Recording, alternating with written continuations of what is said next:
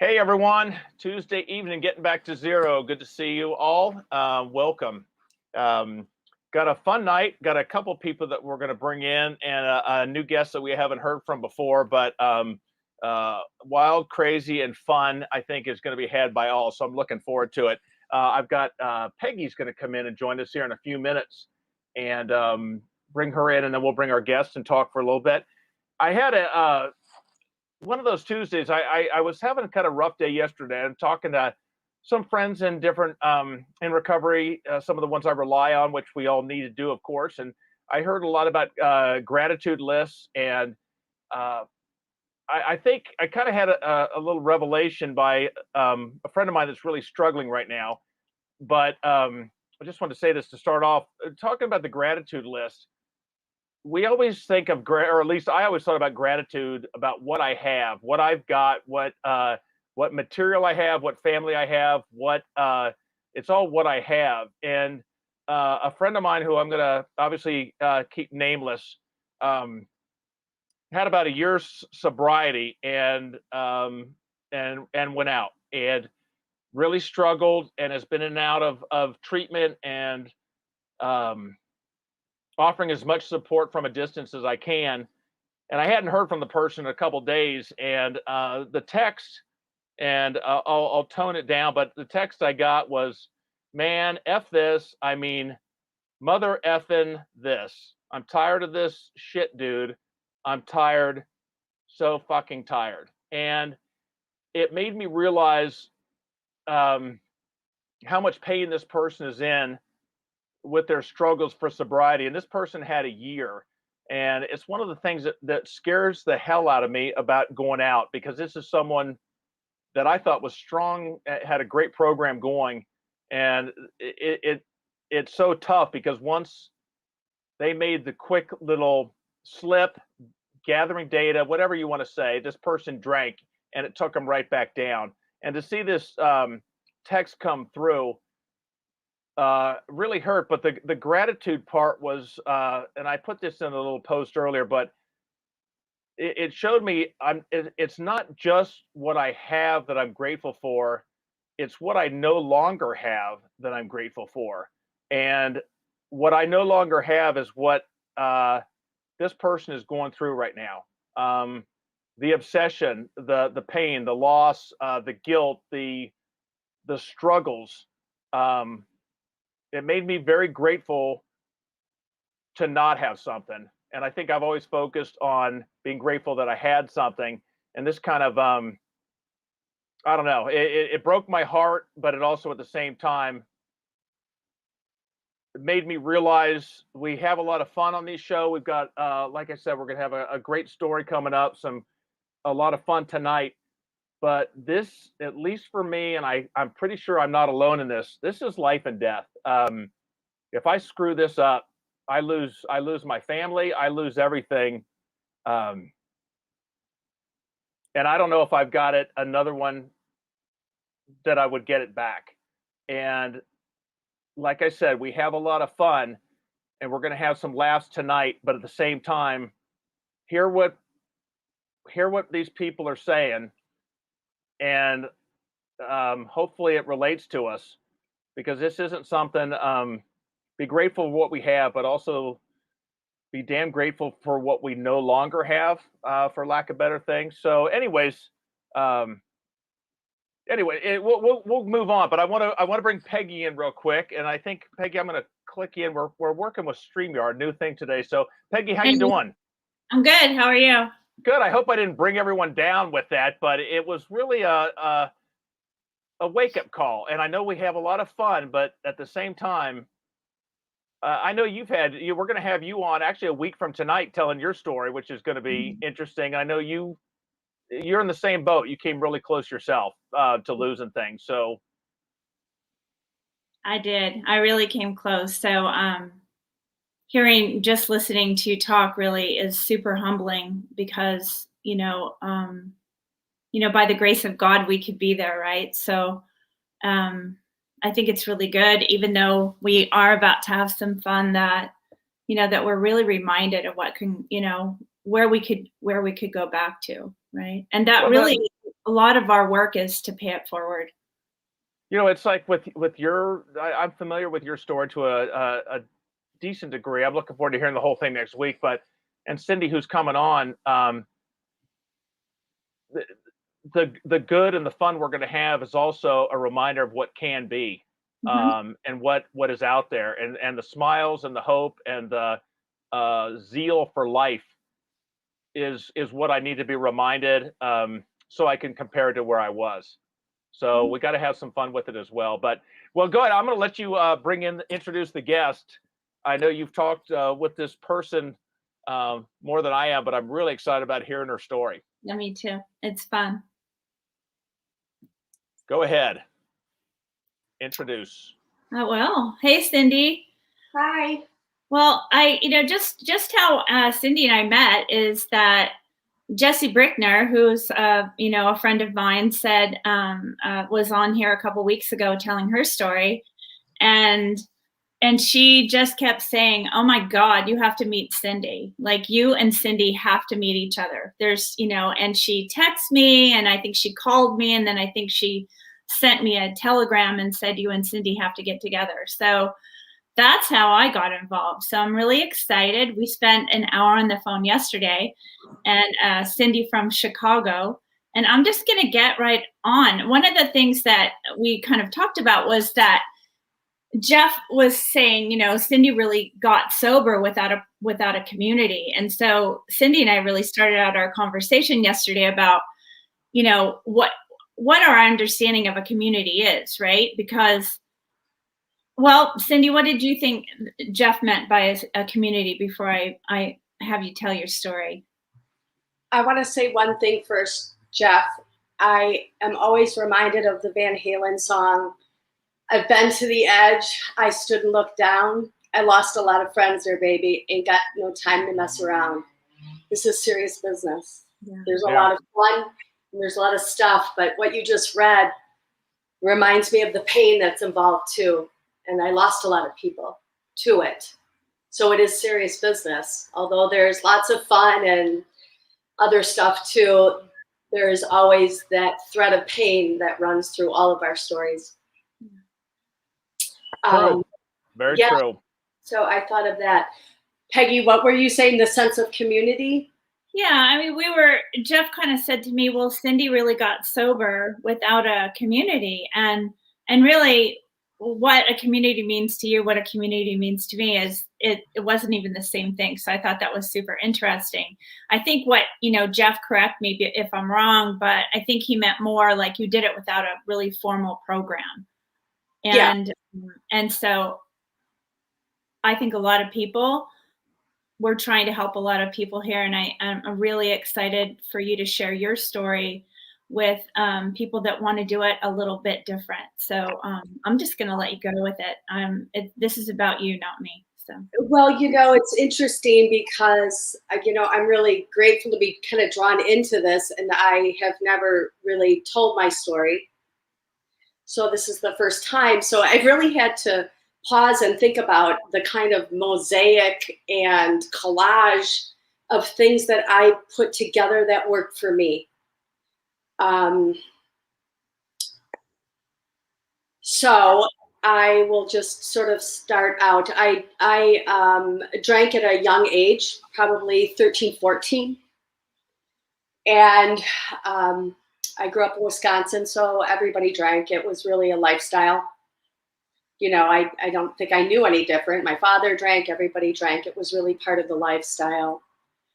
I think I'm gonna, when I have so many side stories whenever I get into segments of my life that is really like, that's another whole book. I mean, to say that I lived a big life is really putting it mildly.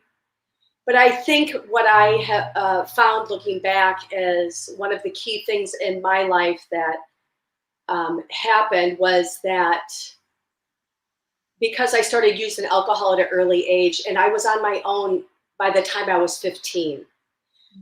So I started using alcohol and drugs while I was still developing. So looking back now as older Cindy, I'm able to see that.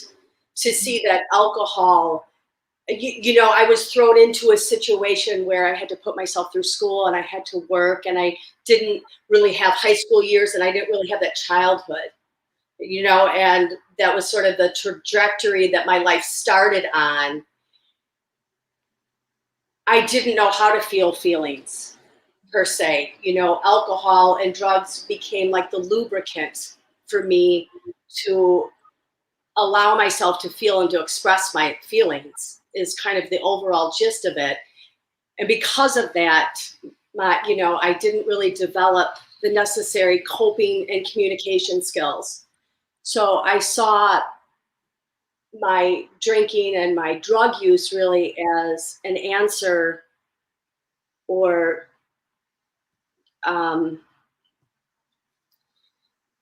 like in place of that. You know, I wasn't able, I had to have a certain amount of flexibility in my life and in my personality to fit in anywhere. I was like an adult very young.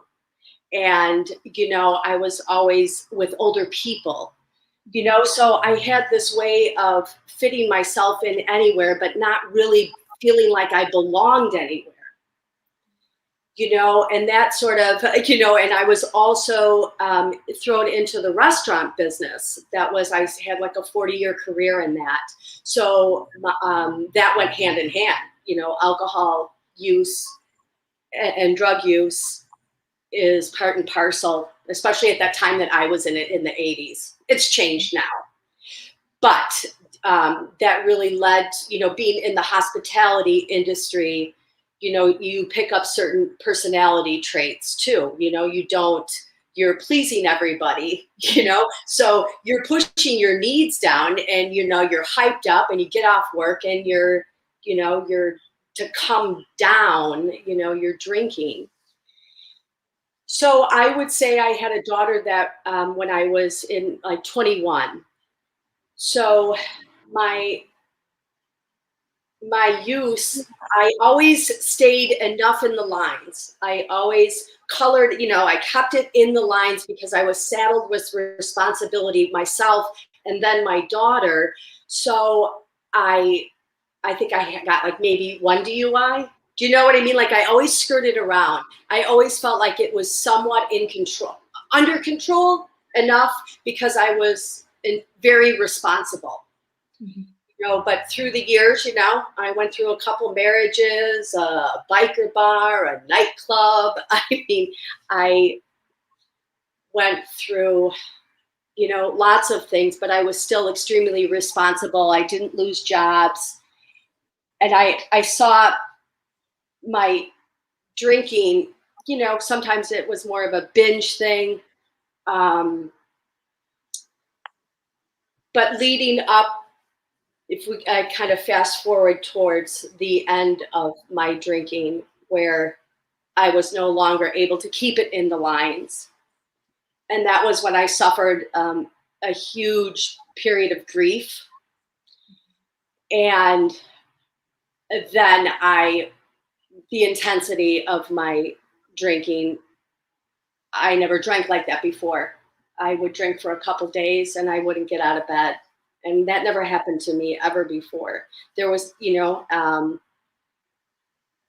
and that was kind of everything pretty rosy up until that point, or were you already seeing? You know, I mean, kind of rosy. I would say that, you know, like I have an ex-husband who was a master sommelier. I was in wine sales. I worked in like really high-end restaurants, like 4-star restaurants. So, you know, it was, you know, I was a classy drinker. I drank good wine. You know what I mean? Like it was, you know, and I dined out a lot. But you know, there was moments where I had to remind myself to dial it back a little bit. You know, I would just drive to the edge a little bit, you know, but then there was periods where, you know, I could like not drink for a couple days and stuff. And, you know, when people say, well, I couldn't have just one drink, you know, I would say that I could do that, but I never understood why. Why would you just have one drink? Do you know what I mean? Like that didn't never make sense to me. Like I'm all in. I want 1 bottle, 2 bottle, you know. Alcohol to me was when I was sad, I drank, but when I was happy, it amplified. Do you know? I mean, so it was like I really saw that I thought it would help. It was helping me regulate my feelings, which I had no idea what my feelings were. Quite honestly, I had happy, sad. That was it. You never had the words for, you never. Yes, got to I grow up. never had any of that in my, so I really never knew how to describe anything that was going on with Right. me. You know what I mean? Anxiety. You know what I mean? Like I didn't even know. Like, oh, was that anxiety? Well, yeah. I didn't understand any of those things. So as I saw myself really starting to, my daughter's long gone, she's off to college, all of that, blah, blah, blah. I'm actually living with Jesse. I'm suffering all of this loss. I lose people that are close to me, and I am in such profound grief that I'm hitting it, and I'm drinking a couple bottles a day, and I'm not getting out of bed and stuff like that. Mm-hmm. I end up getting married, and I left the restaurant business. And then I found there was a very distinct moment to me when I realized I was in trouble, and I'll never forget it. My daughter's boyfriend is a musician, and we were seeing him perform live in Door County, and my sister was there, and everybody was dancing, and I felt like I forgot to dance. Like I forgot how to dance. And it hit me like somebody just slugged me, that it was because I couldn't feel any joy, that I had lost. I mean, I was so taken back that that's when I realized the mind, body, soul connection for me, that this grief and it's all stuck inside of me, and I don't know how to get it out. And I realized I was in a very bad space.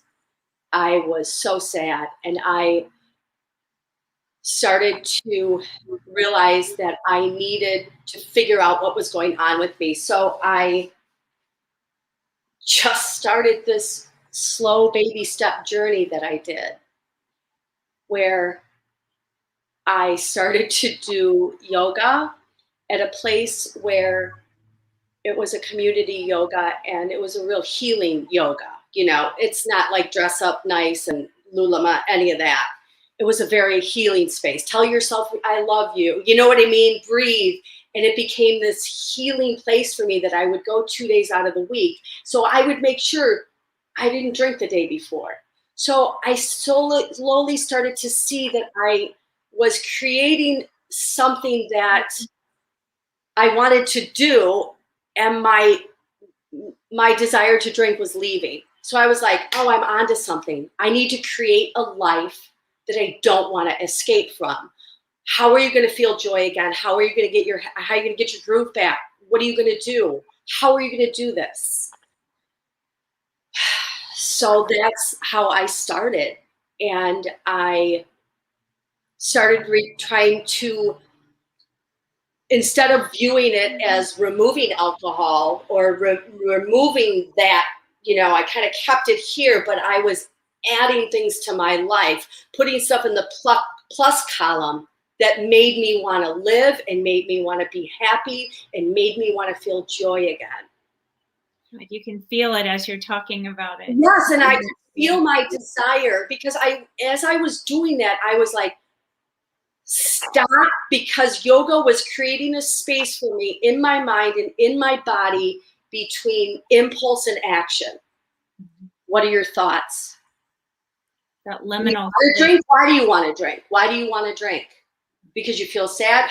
So I started this intellectual conversation with myself and with my body of, why are you doing this? What are you hoping it's going to give you? You know what I mean? So I started drinking less and less and less and less and less. And I started doing, more and more and more yoga, more meditation. I started bringing in things. I would listen to podcasts. I tried transcendental meditation.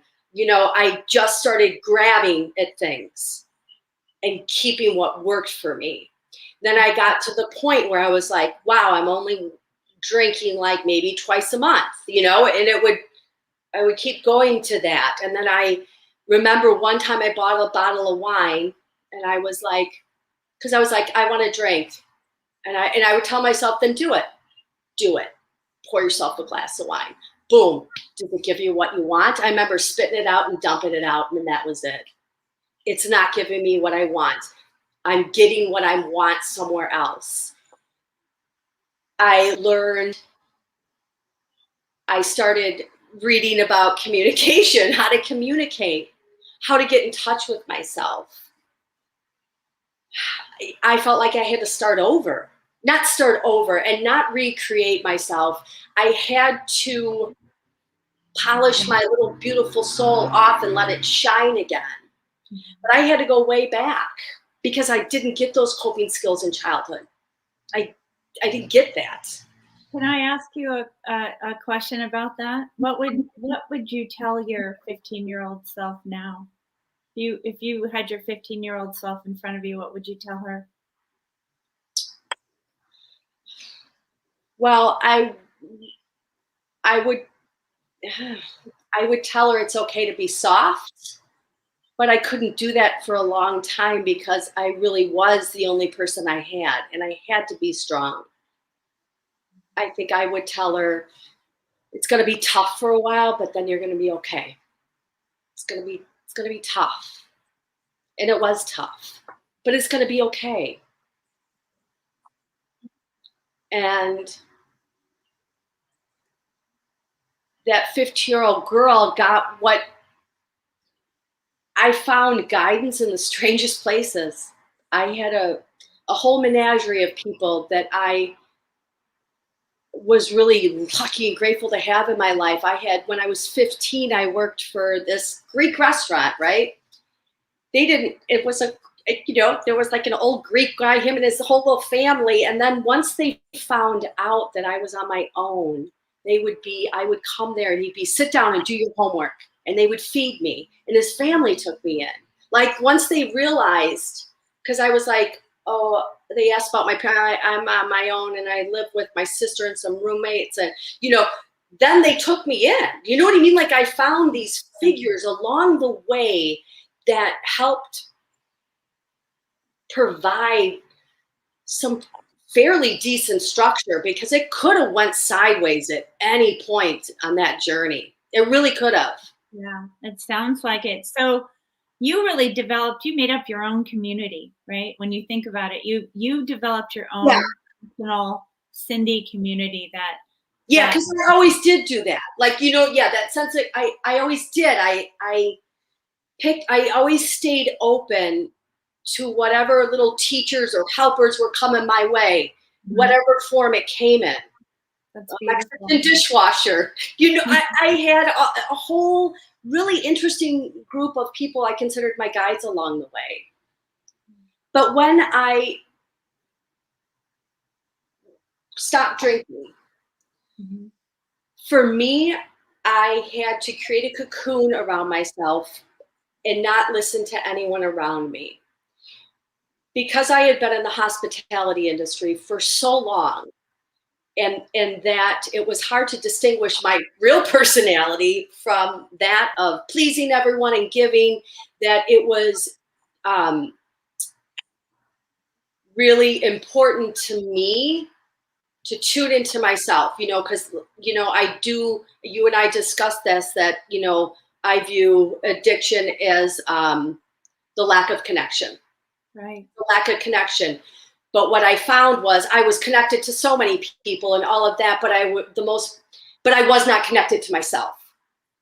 So as I was healing and as I was not drinking, as I went inward, and I created a spiritual path for myself that made me get in touch with myself.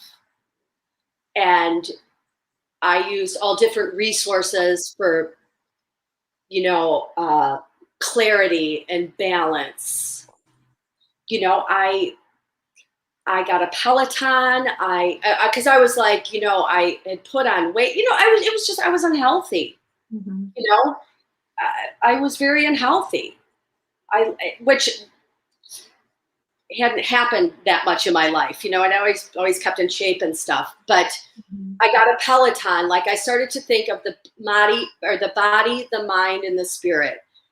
What can I do for my body? Well, I can take care of it. I can treat it with respect. I can be very conscious of what I'm putting into it.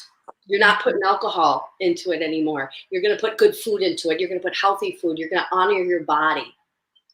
You're going to honor your mind. You're going to be careful what you put in it. You're going to be careful who you are around. You need to be around loving. You need to be around kindness. You need to think, you know what I mean? Like I had to surround myself with that. I didn't talk to a lot of people, a lot of friendships I cut off because I realized I could hear myself talking with them and like, these are old patterns. What are the stories I'm telling myself? Why am I reliving that? I need to tell myself a new story.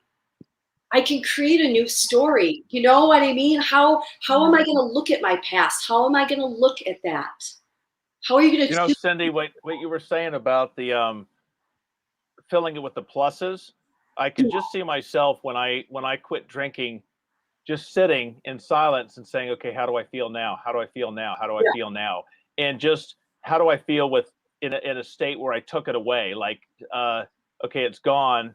Am I doing okay? How am I feeling? How am I, you know, instead of I replacing it with something, I just took it and sat there and lived in a negative and hoped that would just, all I'm going to do is feel the negative side of it instead of putting in the positive. So I love what you said there. Yeah, because it's scary.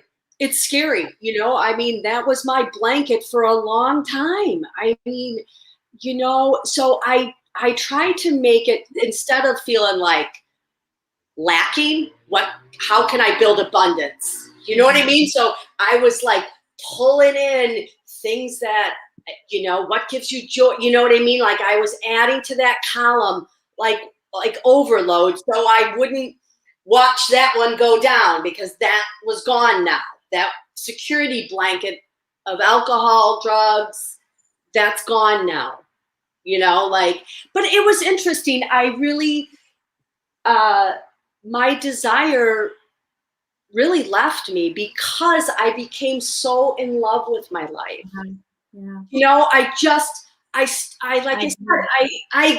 created a life that I fell in love with. So the desire, I look at it now, but I really cocooned myself off for a good year. And then COVID hit. It was like, perfect. Great. I know. You know what I mean? You know, it was like, great. COVID was such a blessing for so many people because, you know, now the challenge is coming out like, what am I going to do now? Right. Because it's very easy to say no. I love this question. If your daughter was here right now on the show, what would she be most proud of about her mom? Well, she lost her father to addiction, which was a big loss for both of us. A huge loss. You said you were really close to him. Oh yeah. Well, we were still best buddies. Even we split up when she was young, and and my daughter lived up in Madison near him, and I would get together, and she would just be like, "You two can't get together." Do you know what I mean? Like she was always like, "Leave him alone. He has a girlfriend." Like there was always this love, and he would be like, "Lauren, are you like the only kid who never wants your parents to get together?" She's like, "No. You get a hotel." You know what I mean? It was hilarious. So she always saw that love between us. So I think that she would be really proud that I overcame that. I know that, you know, and that was part of the reason too. It was like, this kid just lost a parent. I can't do, you know, that was a big thing for me. Like, I can't do that to her. Not only to myself, but to her. You know, so I think she would be really proud that, but we don't talk about it that much. You know, and too. My daughter's like that too. I have my daughter's, she shows how she cares, but she doesn't say how she cares. And that's fine. Yeah, and I'm okay with that because, we lived through her father's final end, and it was very brutal. But we were there, and I would always say, I made her go to therapy and everything because I'm like, your father's not going to be along. He's not going to be around long. So I was there for her when that was happening. Like, I was always there for him. And I sort of help. I'd be like, your dad is sick. Your dad has an addiction. You know what I mean? Like, I did not disparage him and tried to help her understand that. So I feel like she lived enough of that story. So we don't need to make my story of alcohol and addiction into our relationship. It can just be like, that's behind us as far as our relationship together. And I'm okay with that. That's what I loved about talking to you yesterday. I love the fact that, you weren't disparaging towards your ex, and that's something that's kind of warm, near and dear to my heart. Yeah. Is there something that I should have asked you that I didn't ask you? Something that you want people to know that I didn't ask? Well, what I would want people to know is that I could have never imagined the life that I have now. I don't think in my deepest, darkest days, and even in my halfway decent days, even my days when, it was going okay, I don't think that I could ever imagine the joy and the love I have for my life now, that it was possible. And it is possible, and whatever path gets you there, it's worth it, and it's possible. It's possible for it to happen for anyone. What's in your toolkit, Cindy? Well, my toolkit is, I create a practice that I'm very vigilant with. I do yoga. When I wake up, the first thing I do is morning pages, Julia Cameron. I write down, and I kind of we bonded over that yesterday too, right? Yeah, right. So I write down like 3 pages every morning, whether it's a brain dump, whatever it is. I do it right away. I keep it next to my bed, and I just do that.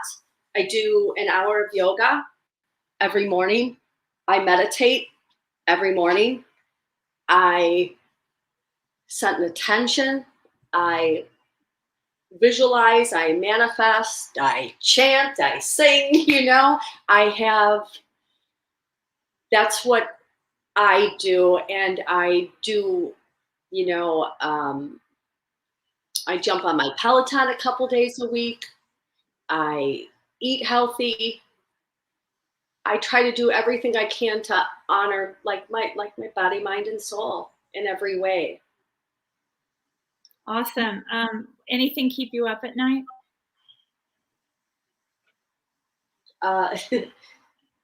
No.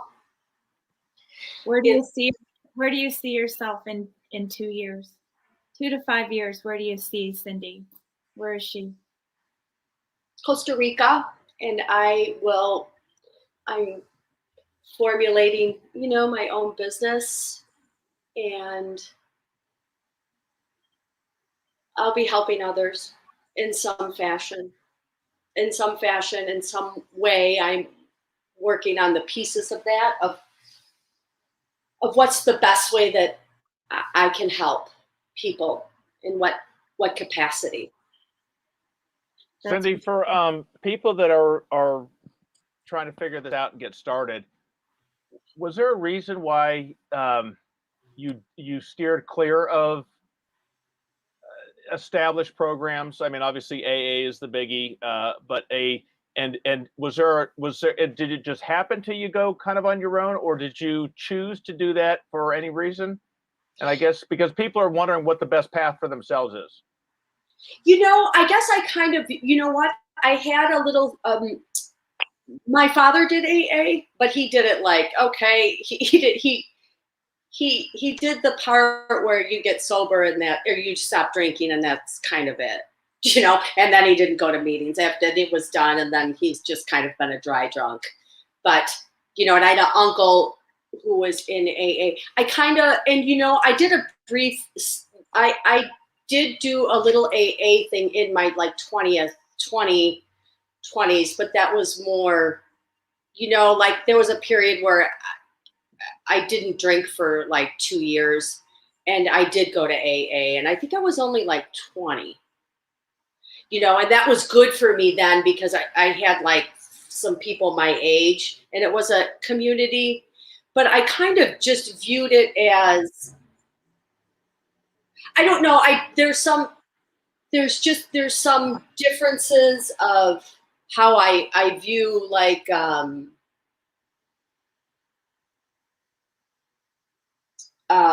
whether it's a disease, that those kind of semantics on it, like that kind of thing. But then but I will say, so I kind of felt like some of it was like outdated. I still had in my mind, everybody's drinking cigarettes and, smoking cigarettes and drinking coffee. You know what I mean? Kind of like that old school thing, but then when I had read like, We Are the Luckiest, I started reading more contemporary people that were doing different things. I mean, I read a lot on, like, I think Peggy and I discussed like Gabor Mate. Is that how to say his name? Mm-hmm. I started reading a lot on addiction and different methods and different things. But the reason I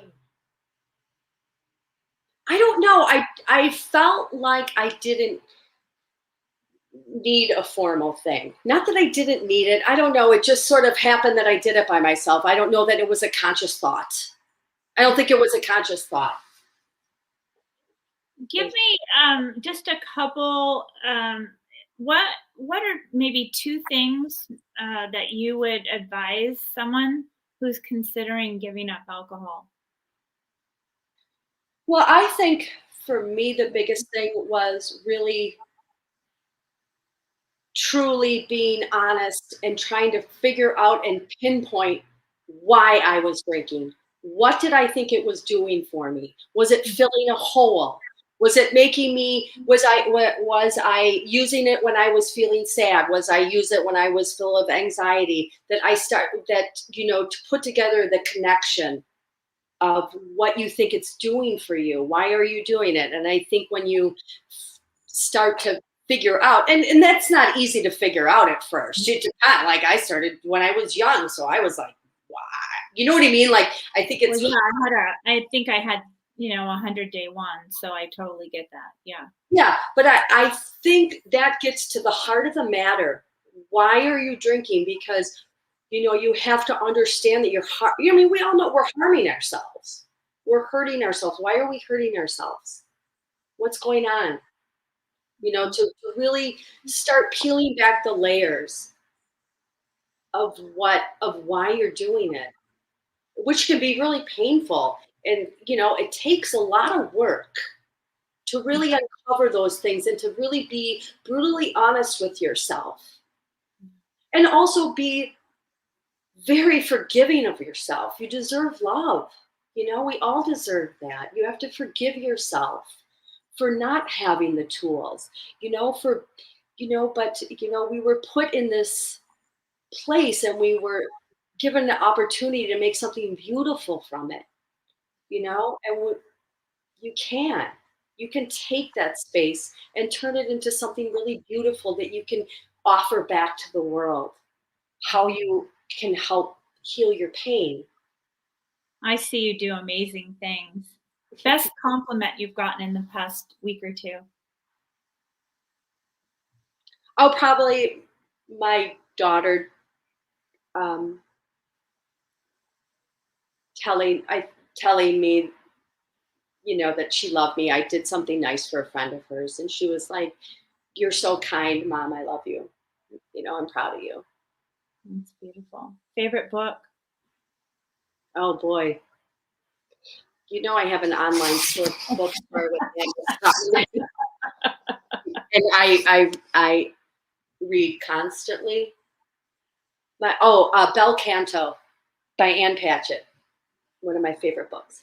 That is a really good one. And if this tonight was your last meal, what would it be? Oh God. I would have a Lou Malnati sausage pizza, even though I've been vegetarian now for a while. If it was my last meal, I'd have to do Lou Malnati's. I adore that. That was so. Oh, You are definitely a girl after my heart. just turn on Law and Order and just, that was my go-to. My daughter and I used to be like, Sunday, we would have a couch that pulled out and we'd get Lou Malnati's and just watch Law and Order back to back. That was the best. I totally love it. Well, I'd love to bring your BFF in here. I think it's time. JB. Jesse, I see why you played matchmaker. So take it. Then you did so amazing. I was, of course, just like curious, thinking about how she would do this and what she would say. And I am just like honestly blown away. And you really provided a lot of hope to people. And I think that's so awesome. I gotta think about it. I think we go back almost 15 years. And it all started with her being a bar patron. And, I was closing the bar, I was managing. And we were having such a good time together that we were like, let's go get some. And all of a sudden she goes, no, I can't. I got to get home to my daughter. And I was literally like, wow, that is really impressive. I can still remember. But wait till she's gone for the weekend. Huh? But wait till she's gone for the weekend. Yeah. But the other things that really came to me was, when you just mentioned the guides that came to your life and those that you're turning to now, it's just really funny to me because when Cindy was experiencing her mass of loss, I too lost like 6 family members in that year's time. And it's almost as if the universe just stuck us under one roof together and was just like, you two, just figure it out. The best is yet to come. And one of the people especially that passed away in that time was huge for both of us in many different ways. And I just think about him watching this right now and going, whoa, yes, world class. And you're right, we really did. And you think about those that did go, and it was and those that popped out and were our helpers and our teachers. And they too had their own broken ways. Yeah. But they saw us and they were like, we all just helped one another out and somehow made it work, somehow did not die. So I do regret, how far I got sunken into alcohol. And one thing Peggy and Jeff would enjoy was, we would be home from work, chain smoking. I'm sorry if you can hear Winnie. And I would have just trash television on. And Cindy was way too studious. She couldn't be bothered with anything below Law and Order. And I'm watching Intervention. We would drink to Intervention. Okay. And we would study what everybody was doing.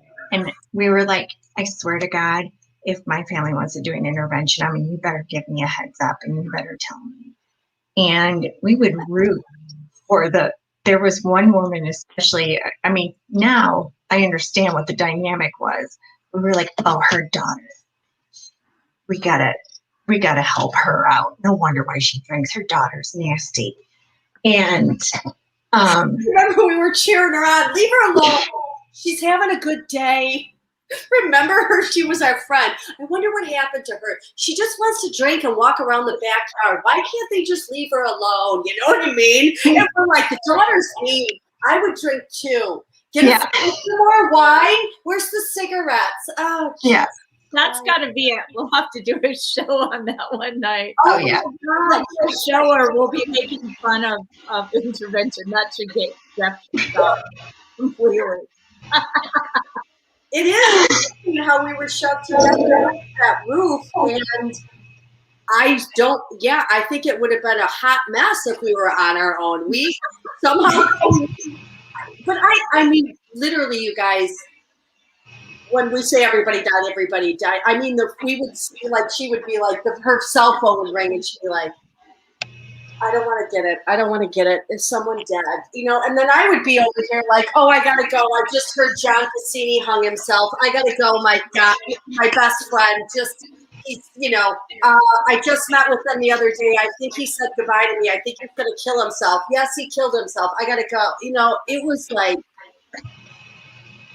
it was so disturbing, really, honestly. And when I think about it, I really feel like we're in shock a lot of the time.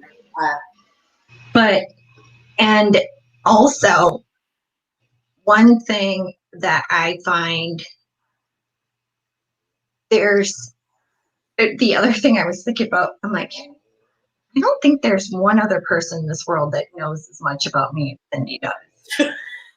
And I also don't know if there's another person in this world that we can be having a conversation and be giggling and she knows exactly what I'm going to say. And it's going to be egging on. And I know we can be very funny together. But I was part of that cocoon that wasn't part of Cindy's life for a period of time. But now I needed that too. And I needed to be away from everybody as well. And the reason that we had even reconnected was just, and there was nothing bad. It was no like bad feelings. Yeah. But the reason that we reconnected is I had to tell her one of my best friends and drinking buddies had passed away. And somehow in the conversation, I'm 90 days sober. And she's like, seriously? I'm sober too. And then at the time, I was so into my AA program where I was like, are you going to meetings? What are you doing? What are you doing? And she's like, I'm going to yoga. And I'm like, and so then it's just been kind of feeding off from there. And the other thing is both of us have these friendships, like long-term friendships with people that we've acknowledged those are dwindling away. And then, I'll be excited to tell her about my new TLC friendships and my, things going on. And Cindy always roots for me. And no matter what is going on, like if she's having a shit day and I've got something cool to say, she still It's never like a, you know, she's got the biggest heart.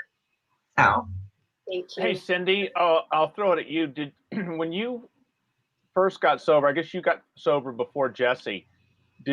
Were you tight at that time, and was it or had you kind of separated and got sober on your own, or was it one of you was sober, the other one wasn't, and there was I just can feel a little bit of not tension, but one trying to get sober while one's in the throes of their She moved drinking. away though, but like we were like the proximity was, we lived together in this place, and then she moved away, so physically we were far apart. We were still in contact, and there was no falling out or anything like that. Was there an uncomfortableness while one of you was trying to not get sober and the other necessarily. one? No, not necessarily. It was like I was starting to dial it back, and Jesse was still. I was like, uh-oh. I was in full throttle. Jesse was going. I was fast forwarding. And she was still like, in that where she was still, but it wasn't far along to, so I just sort of went like, I don't know, like I couldn't help her because I was, I only had enough room in the lifeboat for me at that time. You know what I mean? So I couldn't be like, Jesse. So we just kind of, our conversations just sort of dwindled, but it was nothing, because she was really down in denial land. You know what I mean? Like, she was doing that. So it wasn't any bad feeling. And then when we reconnected, it was like, wow, we're both sober. And it's really, I don't have another friend like that. I don't have another friend like that. We've been through the trenches together. And I like that we did it separately, and that we can reconnect.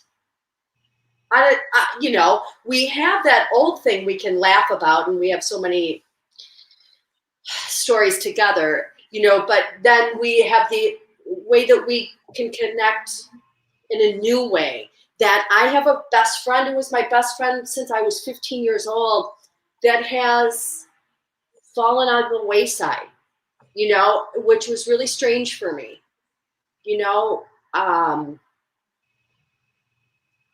so it's a very unique to have that friendship grow.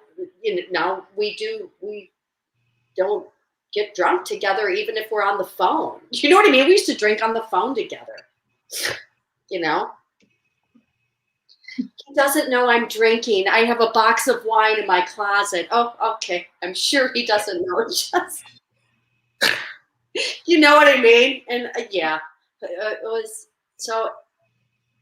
It's really it's really great to have that friendship and sobriety too. So in closing, what is the one thing that let's ask you first, Cindy. What's one thing you absolutely adore about Jesse? Her ability to laugh at herself. It makes everything, that no matter what, you don't take yourself too seriously, no matter what has happened. I think that's a great trait to have, is to be able to last through some of it. And also she's extremely resilient. Wow. Very resilient and strong. I really admire that and respect that. And she never stops trying. She's Jesse B, same question. Thanks for that response. That was really, really nice. It's funny. I'm like, what does she like about me? I would have to say the same thing, because then, for one, especially being a woman in the restaurant business, especially in the management area, um, you know, that's where a lot of things started, where I learned a lot from her of how to have a voice and how to stand up for myself. I mean, I'm still to this day non-confrontational, but she definitely laid down the groundwork for me on how to do these things. And also, I mean, the laughter, and I can guarantee you, I really don't think I know a funnier person. And You really don't I like that. know a funnier person. I think you're the funniest person I know. If I'm wrong, if I'm wrong, I'll text you. Hey, Jeff, we got the final question. No, I love watching the dynamics. I think it's, you know, the beauty, this whole thing. And Peggi, you kind of taught me this, cause I've known you longer of this group, but you know, You're not funny. the importance of sharing. I know, I realize that. My wife and kids remind me of that all the time. I just had to get that out. I think the term dork and uber nerd is what I hear the most, but laughing at you, Dad, not with you. But you know, the importance of sharing and having, and how freaking lucky the two of you are to have the understanding, and you know, with someone that's new, there's a little bit of breaking down the barriers, and you know, the uncomfortableness of bearing your soul, and to already to have that completely knocked down, a mega dose of what really works in this in recovery for me, which is the, you know, doing this with another person or other people. You guys are just blessed beyond belief because of that, or just lucky as could be. And that both of you, I've got friends that are still on the other side of the fence right now, and it's hard because I see them and I see where I was and I see what they're doing with their lives, and it's tough because I can't force them, just like you couldn't have forced me. And that relationship is strange, it's strained, but to have a best friend on the same side and going through the journey and being able to say, son of a bitch, what a day I had. And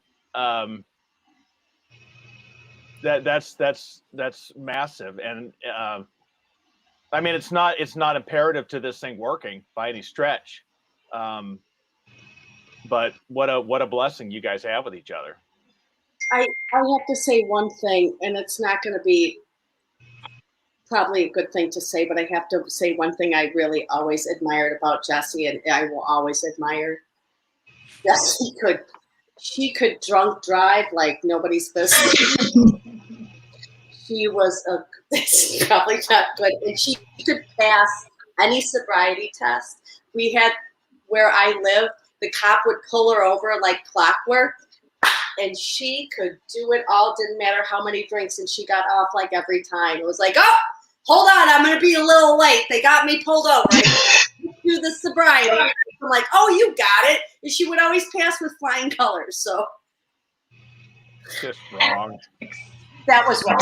I know. No, it's because I would have been, hello, all right, turn around and put the cuffs on. I would have. Yeah, I mean, we Uber now, and there's Uber, but yeah. So, but we're sober now. Yeah, we're sober now. Well, thank you, ladies. You are. Thanks for showing another side, and thanks, Jessie, for putting us together. That was really nice, and I will always. This community just keeps on growing, and we just keep on getting stronger. So, as Kathy would say, that we're living our life sober full. Is that what she says? So sober full lives. Yes. Oh, hey, and don't forget, Thursday night we have we're going to be a little early. We're going to go 8:00 Eastern time because the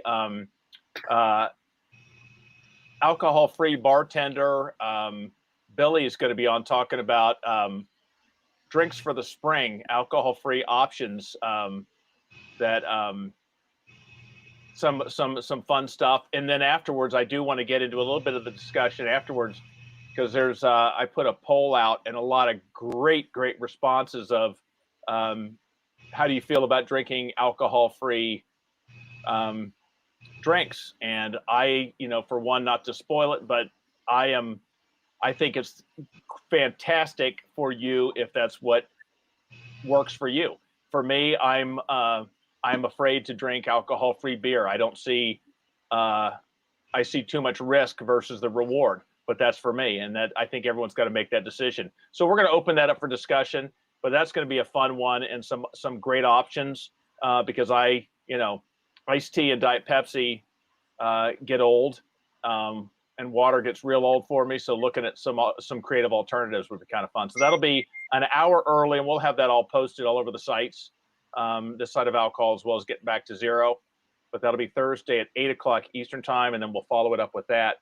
And then the big one is we get to hear all the dirt on our favorite author, Peggi, a week from tonight. So get all your questions. I hear she's a bit. Well, there's a lot of surprise guests. We're going to kind of do a This Is Your Life thing with you. All sorts of people. Yeah, Peggy, do you remember this voice? You son of a, you guy, and then we'll bring in the people that you've completely pissed off throughout your life. So that'll be fun. That sounds great. But all right. Hey, thanks everyone. Everyone that's on, stick around for a couple minutes. Everyone else, have a great one. Keep talking, and we'll see you guys Thursday evening. Take care. We'll see you.